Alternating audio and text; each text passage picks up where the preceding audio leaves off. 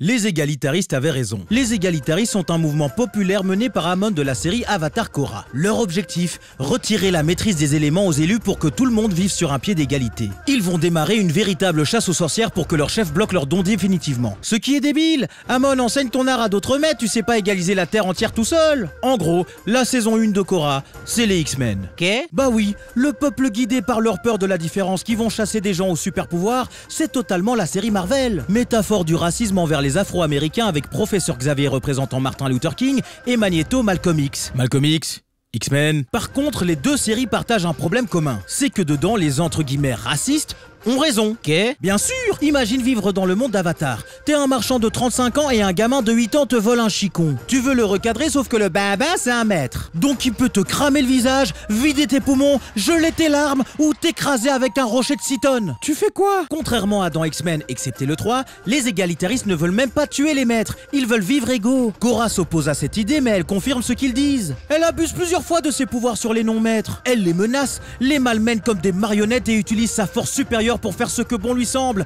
même contre la loi. Et pauvre Sokka, il est souvent ridiculisé pour son manque de pouvoir. Toph dit même qu'elle ne le considère pas comme un réel membre de l'équipe. C'est de la discrimination. Les deux séries Avatar essayent de masquer ce déséquilibre en montrant surtout des non-maîtres hors normes, comme des super génies, des archers super précis, des gymnastes, des épéistes ou autres guerriers. Sauf que rien n'empêche les maîtres de faire pareil et en bien plus spectaculaire. L'épisode où Zuko n'utilise pas sa maîtrise du feu le prouve, il se fait éclater comme un guignol. La nation du feu devient une cible facile alors qu'elle ne perd ses pouvoirs que pendant 8 minutes. Et la tribu de l'eau du pôle sud est le paillasson des autres nations. Les séries veulent mettre en parallèle la peur des maîtres et des mutants avec la peur irrationnelle du danger que représentent les noirs. Sauf que dans le cas des noirs, ou toute autre communauté discriminée, il s'agit d'une phobie.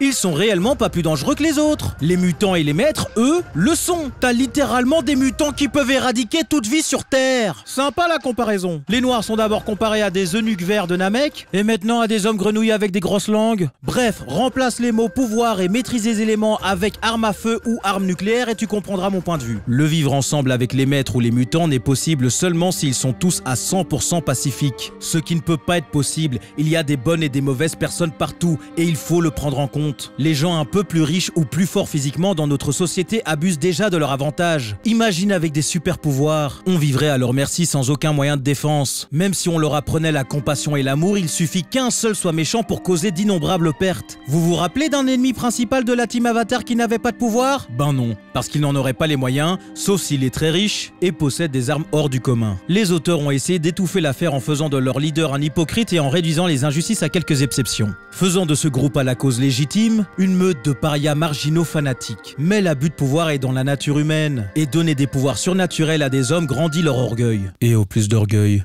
au plus d'oppression.